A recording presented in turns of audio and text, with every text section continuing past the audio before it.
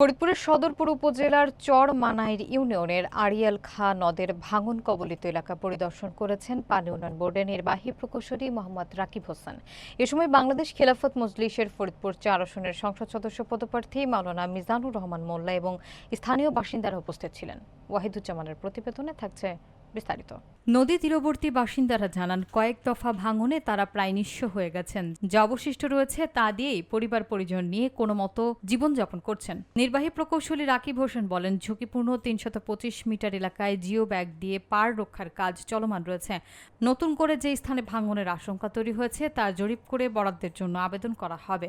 বরাদ্দ পেলেই দ্রুত কাজ শুরু করা হবে। এদিকে মাওলানা মিজানুর রহমান মোল্লা বলেন, আড়িয়াল খাঁ নদীর ভাঙনে ইতোমধ্যে প্রায় ২,০০০ বিঘা ফসলি জমি এবং বহু ভিটাবাড়ি বিলীন হয়ে গেছে। আগামী বর্ষা মৌসুমের আগে কার্যকর ভাঙন রোধের ব্যবস্থা না নিলে পুরো গ্রাম নদীগর্ভে হারিয়ে যাবে। এটাকে যদি প্রয়োজন হয় আমরা তখন এটাকে এক্সটেনশন করার সুযোগ আছে। আমার নাম আব্দুর রাজ্জাক শিকদার। বিসমিল্লাহির রহমানির রহিম। আমি এই মুহূর্তে দাঁড়িয়ে রয়েছি। আমার নাম মোহাম্মদ রাকিব হোসেন।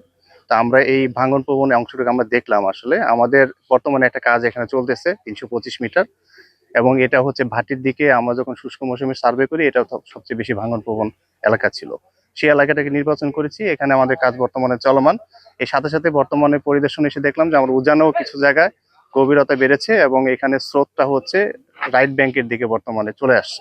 আমরা এটা সরজমিনে পরিদর্শন করে এটা একটু জরিপ করব। জরিপ করার পরে এটা লঞ্চিং এর অবস্থা দেখব। দেখার পর যদি এখানে মনে হয় যে আসলে এখানে আরো কিছু ডাম্পিং করার প্রয়োজন যদি দেখা দেয়, তখন আমরা এটা আমাদের যে ঊর্ধ্বতন স্যাররা আছে তাদেরকে এটা অ্যাড্রেস করে এখানে প্রয়োজনীয় ব্যবস্থা নেব ইনশাআল্লাহ। মিজানুর রহমান মোল্লা, এটি আমার গ্রাম। আমার ভিন্ন আরেকটি পরিচয়, সেটা হলো বাংলাদেশ খেলাফত মজলিসের পক্ষ থেকে আগামী দিনে এই ভাঙা সদরপুর প্রদর্শন এই অঞ্চল থেকে নির্বাচন করতে যাচ্ছি। বাংলাদেশ খেলাফত মজলিসের ফরিদপুর জেলার সহসভাপতি পদে আমি আছি। আসলে আমার এই গ্রাম নদী ভাঙন, নদীর কবলে কয়েকবার ভেঙেছে। দেশের মানুষ বারবার নদীর কবলে আঘাতপ্রাপ্ত হয়ে সকলেই মোটামুটি দিশেহারার মতো হয়ে আছে।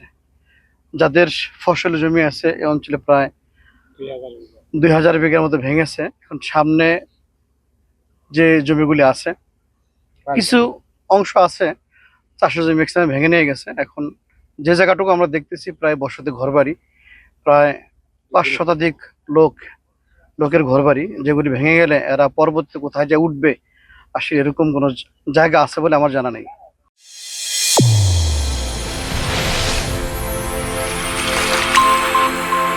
চ্যানেল A1 হৃদয়ের স্পন্দন।